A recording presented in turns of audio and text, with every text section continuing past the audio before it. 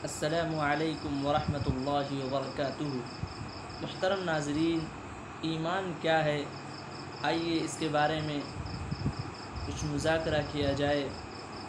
عزیز دوستو، ایمان کا تعلق 5 اصولوں سے ہے، جیسا کہ صحیح بخاری و مسلم میں حضرت ابو ہریرہ رضی اللہ تعالی عنہ سے مروی ہے کہ نبی کریم صلی اللہ علیہ وسلم لوگوں کے درمیان تشریف فرما تھے۔ آپ کے پاس ایک آدمی آیا اور اس نے عرض کیا، اے اللہ کے رسول صلی اللہ علیہ وسلم، ایمان کیا ہے؟ آپ نے فرمایا، ایمان یہ ہے کہ تم اللہ، اس کے فرشتوں، اس کی کتابوں اور اس کے رسولوں اور آخرت کے دن اٹھائے جانے پر ایمان رکھو۔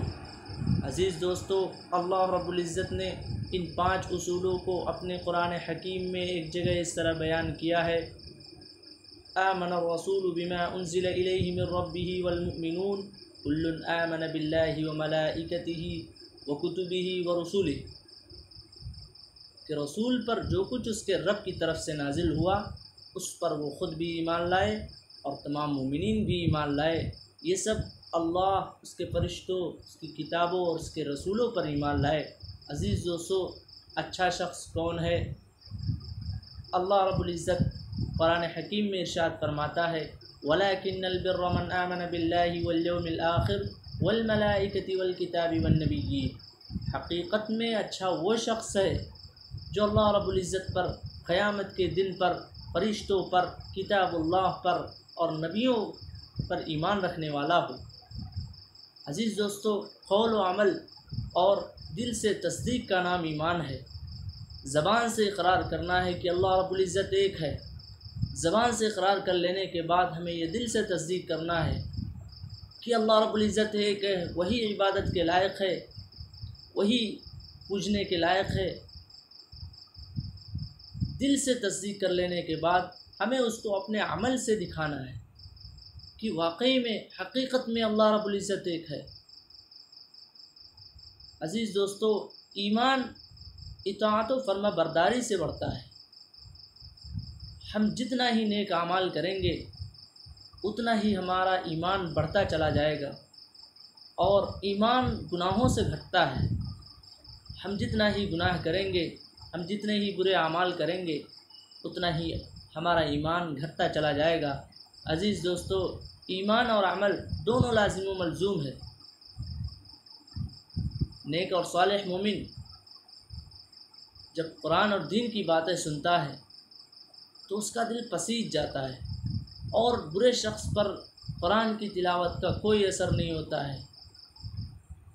جیسا کہ اللہ رب العزت قرآن حکیم میں ارشاد فرماتا ہے، انما المؤمنون الذين اذا ذكر الله وجلت قلوبهم واذا تليت عليهم آياته زادتهم ایمانا وعلى ربهم يتوکلون، کہ مومن تو وہ ہے کہ جب اس کے سامنے اللہ کا ذکر کیا جائے تو اس کے دل کانپ اٹھتے ہیں، اور جب ان کے سامنے اللہ کی آیات سنائی جائیں تو ان کا ایمان بڑھ جاتا ہے اور وہ اپنے رب پر توکل کرتے ہیں، بھروسہ کرتے ہیں۔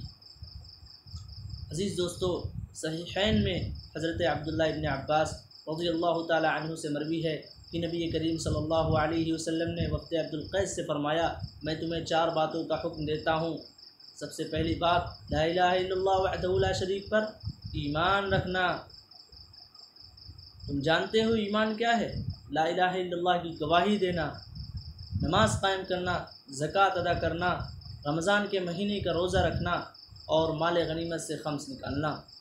عزیز دوستو، ایک اور حدیث میں حضرت ابو ہریرہ رضی اللہ تعالی عنہ سے مروی ہے کہ نبی کریم صلی اللہ علیہ وسلم نے ارشاد فرمایا، ایمان کی 70 سے زائد شاخیں ہیں، سب سے افضل شاخ لا الہ الا اللہ کی گواہی دینا، اور سب سے کمتر راستے سے تکلیف دہ چیز کو دور کر دینا، اور حیا ایمان کی ایک شاخ ہے۔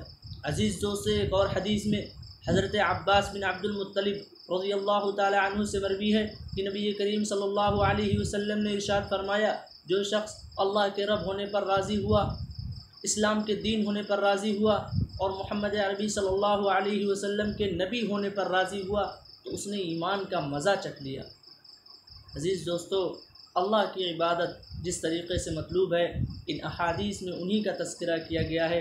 کہ خوف و خشیت اور خلوص و اطمینان کی ایسی کیفیت پائی جائے جس سے بندہ یہ محسوس کرے کہ میں کسی اور سے نہیں بلکہ اپنے رب سے مخاطب ہوں۔ والسلام علیکم ورحمۃ اللہ وبرکاتہ۔